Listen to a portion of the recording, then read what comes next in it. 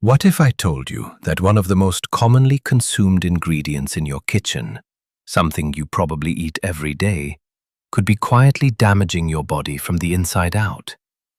Not sugar, not fat, but salt. Or more precisely, sodium, the key mineral in salt. Today, you're going to learn the real answer to the question, how much sodium should you really consume each day? And what actually happens when you eat too much of it? Not hypothetically, not sometimes, but every day. In the next few minutes, you'll discover the surprising truth about salt guidelines, how excess sodium affects your heart, kidneys, brain, and metabolism, hidden sources of sodium most people overlook, real effects seen in people who cut back on salt for 30 days, practical, everyday strategies to lower sodium without sacrificing flavor, and most importantly, you'll understand why this one nutrient matters more than almost anything else you eat. Let's dive in. What is sodium, really? The word salt gets thrown around casually, but the real nutrient we're talking about is sodium. Salt, sodium chloride, is about 40% sodium and 60% chloride. Sodium is the part your body uses, and the part most linked to health risks when it's consumed in excess. Sodium is essential in small amounts. Your body needs it to maintain fluid balance, conduct nerve impulses, contract and relax muscles, regulate blood pressure.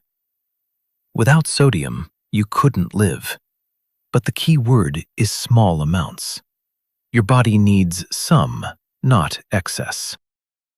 Official sodium guidelines. What experts say. For decades, health organizations have set limits on daily sodium intake, and the current widely referenced guideline is less than 2,300 milligrams of sodium per day. That's roughly equivalent to about 1 teaspoon of table salt. Many organizations, including the American Heart Association, actually recommend an ideal limit of 1,500 milligrams per day for most adults, especially those with high blood pressure, heart disease, kidney concerns, African heritage, higher salt sensitivity. But here's the irony. Most people in modern diets eat far more than that, sometimes 2 to 3 times the recommended amount, without even realizing it. Why sodium matter so much? Sodium influences fluid balance in your body. When you consume sodium, it draws water into your bloodstream and tissues, increasing volume. This extra fluid must be managed by your circulatory system and kidneys. More sodium leads to more fluid retention, leads to higher workload on your heart and blood vessels. This is why sodium levels are linked to high blood pressure, hypertension, cardiovascular disease, stroke, kidney disease, bone loss through calcium excretion, fluid imbalance and swelling. Excess sodium doesn't just raise numbers on a chart, it creates real physiological stress inside your body. How much sodium do people actually eat?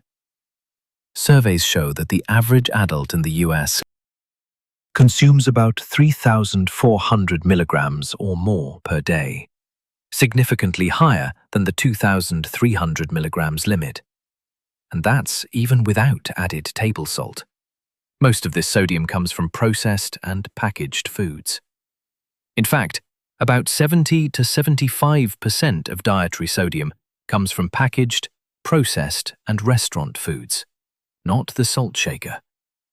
This means even people who never add salt at the table can easily exceed the recommended limit just by eating everyday foods. Negative effects of too much sodium. Let's go beyond the numbers and talk about what actually happens to your body when you consistently eat too much sodium. 1. High blood pressure, the most well-documented sodium effect. Perhaps the most widely recognized health impact of excess sodium is elevated blood pressure. When there's too much sodium in your bloodstream, your body retains water to balance it out. More fluid in your blood vessels means increased blood volume, more pressure on artery walls, higher workload on your heart. Blood pressure is literally pressure inside your arteries. More fluid plus more volume equals higher pressure. Over time, this increases the risk of heart attack, stroke, heart failure, chronic vascular damage. But here's the important part. Reducing sodium intake has been shown to lower blood pressure in both people with hypertension and those with normal blood pressure. The effect is dose-dependent. The more excess sodium you remove, the more improvement you see. 2. Strain on the kidneys. Your kidneys act as a filtration system, removing waste, balancing electrolytes, and regulating fluid balance. When sodium intake is high, kidneys must retain more fluid. They have to work harder to excrete excess sodium. Over time, this increased workload can contribute to kidney damage. High sodium makes the kidneys less efficient at filtering and can accelerate the progression of kidney disease, especially in those already at risk. 3. Fluid retention and bloating. Have you ever noticed swelling in your hands, feet, or ankles after a salty meal? That's your body retaining fluid to balance excess sodium. Fluid retention, also called edema, isn't just uncomfortable. It can strain your cardiovascular system and affect blood pressure, energy levels, organ function. This is especially noticeable in people with heart conditions, liver issues, kidney impairment. But even otherwise healthy people feel puffiness and bloating when sodium intake spikes. 4. Increased risk of heart disease and stroke. High blood pressure is a major risk factor for heart disease and stroke, and sodium intake is directly linked to blood pressure. Research shows reducing sodium intake decreases the risk of cardiovascular events. Populations with lower sodium consumption have lower rates of heart disease. People who lower sodium experience measurable improvements in blood pressure within weeks. This isn't theory, it's clinical evidence. 5. Impact on bone health. Too much sodium increases calcium excretion through urine. This means more calcium leaves your body instead of staying to support bone health. Over time, excessive sodium can contribute to lower bone density, increased risk of osteoporosis, higher fracture risk. So sodium intake doesn't just affect your heart, it influences your bones too. 6. Interference with blood vessel function. High levels of sodium can stiffen blood vessels over time.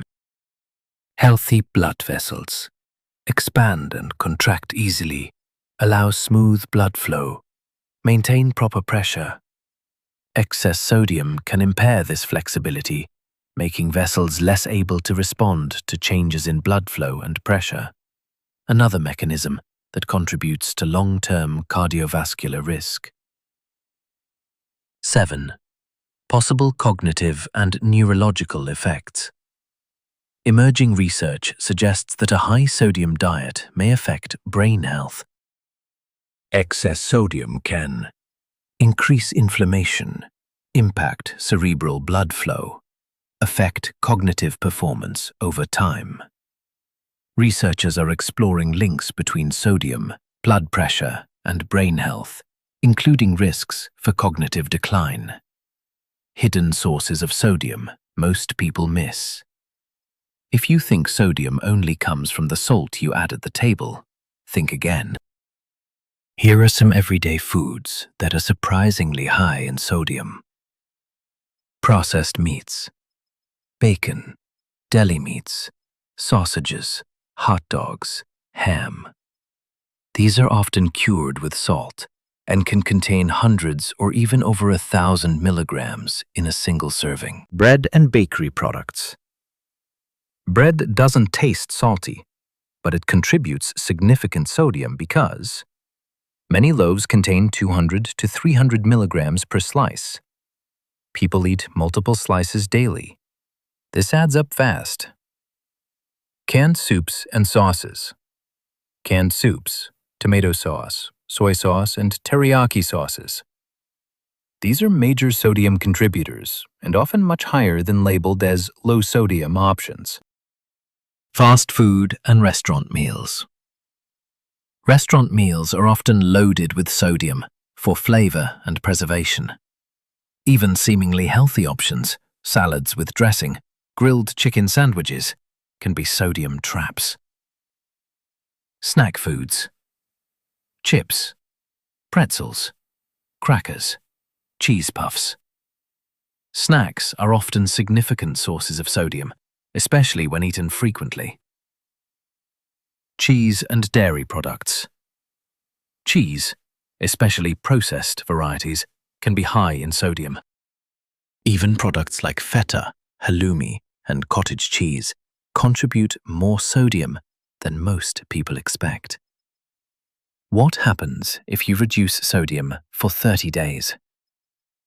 Now let's talk about what actually happens when someone actively reduces sodium intake and sticks to recommended limits for a month. This isn't theory. It's what studies and real people experience. Week 1. Lowered blood pressure begins. The changes begin almost immediately. Within the first week of reducing sodium, blood pressure often drops, even in people without hypertension. Fluid retention decreases. People feel less bloated and swollen.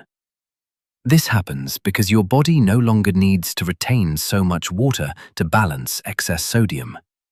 You may even notice fewer headaches, less stiffness, more comfort after meals.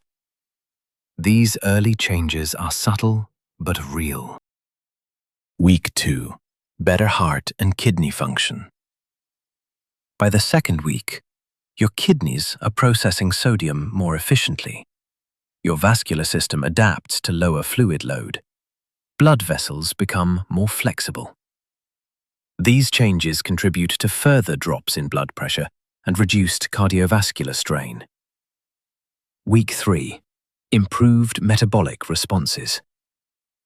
Excess sodium influences hormone regulation, including insulin and stress hormones. Reducing sodium can improve insulin sensitivity, decrease chronic inflammation, support more stable metabolic signaling. For many people, this means better energy levels, less fatigue, improved appetite control. Week 4. Sustained health improvements. After 30 days, people often report noticeably lower blood pressure, reduced puffiness and bloating, improved exercise tolerance, feeling light, less heavy after meals. Some clinical studies show measurable reductions in risk markers for heart disease, stroke, kidney dysfunction, all from reducing sodium intake. How much sodium should you really eat daily? Personalized targets. The general guideline is 2,300 milligrams per day or less. Ideal, 1,500 milligrams per day for many adults, especially those with blood pressure concerns. But your optimal intake depends on age, activity level, Athletes may need more.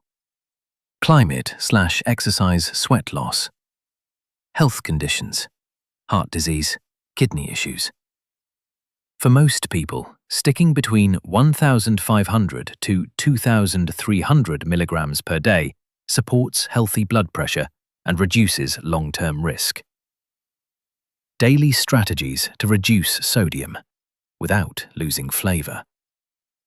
The key to lowering sodium isn't just eat less salt. It's about replacing habits and foods that are hidden sodium bombs. Here are real, practical changes you can make. 1. Cook more at home. Restaurant and packaged foods contain the most sodium. When you cook at home, you control how much salt goes into your meals. Use herbs, spices, garlic, lemon juice, vinegar, and pepper for flavor, not salt. 2. Read labels carefully. Look for low sodium, very low sodium, no added salt. Compare similar products. Sometimes sodium differs dramatically between brands. 3. Rinse canned foods. If using canned beans or vegetables, rinse them under water. This can reduce sodium content by up to 40%. 4. Avoid salty snacks. Swap chips and pretzels for nuts, unsalted, fresh fruit, carrot sticks with hummus, air-popped popcorn, light on salt. 5. Choose fresh meats over processed. Processed meats contain vast amounts of sodium. Choose fresh chicken, fresh fish, lean beef or pork, beans and legumes. These naturally contain less sodium. 6. Make smart choices when dining out. Dining out can be a minefield for hidden sodium. Here are strategies for making smarter choices at restaurants. Ask for no added salt. Many restaurants add extra salt to food during cooking, even if it's not listed on the menu. Ask for your dish to be prepared without added salt. Request dressings and sauces on the side. Dressings and sauces are often loaded with sodium. By ordering them on the side, you control how much you use. Choose grilled, baked, or steamed options. These cooking methods generally use less salt compared to fried or sautéed options. Look for low-sodium menu items. Some restaurants offer dishes with less sodium, or they might be willing to accommodate special requests for healthier options. Being proactive when dining out can significantly reduce your sodium intake without sacrificing flavor. 7. Incorporate more fresh fruits and vegetables. Fruits and vegetables are naturally low in sodium and high in potassium, which helps balance sodium's effect on blood pressure. Increasing your intake of these foods supports a healthier sodium balance in your body. Focus on leafy greens. Spinach, kale, and Swiss chard are excellent sources of potassium. Fruits. Bananas, oranges, and melons are high in potassium, helping to offset sodium's effects. Root vegetables. Sweet potatoes, carrots, and beets are naturally low in sodium and provide vital nutrients. Berries. Rich in antioxidants and low in sodium, berries are an excellent addition to any meal. Aim to fill half your plate with fruits and vegetables at each meal. They provide essential nutrients without adding sodium to your diet. 8. Choose whole grains over refined grains. Refined grains, such as white bread and pasta, often come with added sodium and lack the nutritional value of their whole grain counterparts. Opt for whole grains, which are not only healthier for your heart, but also contain less sodium. Good options include brown rice, quinoa, oats, whole wheat bread and pasta. Whole grains are also rich in fiber, which helps lower cholesterol and improve overall heart health, providing additional benefits alongside sodium reduction. 9. Use salt alternatives in moderation. If you're trying to reduce sodium but still want to enjoy flavorful dishes, consider using salt alternatives. Here are some of the best options. Herbs and spices: garlic, basil, rosemary, thyme, oregano, and dill are excellent alternatives to salt. They enhance flavor without increasing sodium intake. Lemon and lime juice. Adding a squeeze of citrus can brighten up dishes and provide an extra burst of flavor. Vinegar. Balsamic, apple cider, and red wine vinegar can help balance flavors in salads, marinades, and cooked dishes.